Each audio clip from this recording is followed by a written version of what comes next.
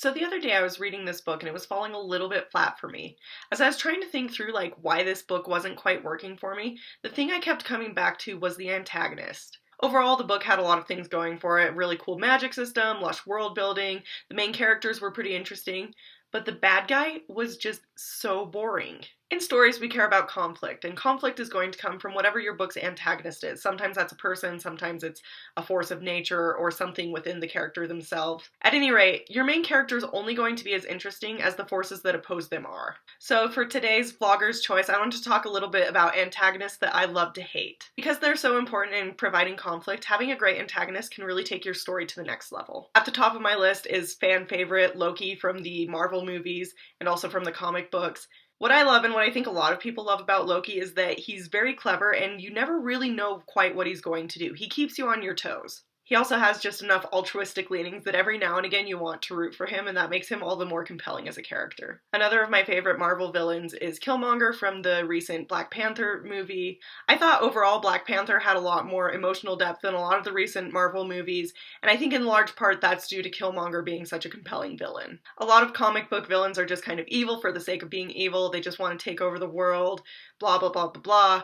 Killmonger, though, is really well developed. He has strong motivations, and they give enough of his backstory that you really have an understanding of why he wants the things he wants, and that makes him a very interesting villain to me. If we're being totally honest, I could probably do an entire video just about the Marvel supervillains that I love, but we're going to try and get a little variety. So next on my list is the Darkling from the Grisha trilogy. For me, it's kind of hard to even put my finger on why this character is so interesting to me. He just has this very dark allure that makes me wonder what is he going to do next, and made me want to follow him throughout the series. He also does some pretty cringeworthy stuff with his magic, so I think that kept me on the edge of my seat as well. Next on my list is Catherine from the TV show Reign. Catherine is such a great matchup for the show's main character, Mary, because they're both very smart, they're both very resourceful, they both have political allies that are constantly hanging in the balance. This show is all about political intrigue.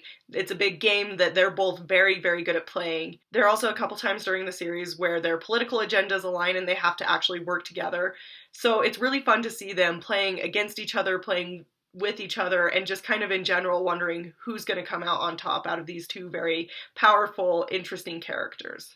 I'm a big fan of musicals. There are a lot of musicals with great antagonists, including Les Mis, which has Inspector Javert as one of the antagonists. Javert's interesting to me because he has this very strict moral code that he lives by. He's almost more like a force of nature than an actual person. He has a really strong sense of justice, but no concept of mercy, and it's interesting to follow him as he tries to apply this moral code that he has. Another TV show antagonist that I love is Petra from Jane the Virgin. Like a lot of other characters on this list, she's very smart, very resourceful, so it's always fun to see what she's going to come up with next. This list would not be complete without at least one Disney villain. There are, of course, a lot to choose from. I'm going to choose, just for the sake of today, Mother Gothel from Tangled. Tangled is my favorite movie, so it's not a big surprise that Gothel is my favorite villain. I think what makes Gothel really easy to hate is that she's so good at manipulating Rapunzel by showing affection and then kind of taking it away. As a viewer, this drives me absolutely insane, and I just love to hate Mother Gothel because of that. To wrap things up with a book example, I also recently enjoyed Caraval with the antagonist Legend. Legend is an interesting villain because he's so mysterious.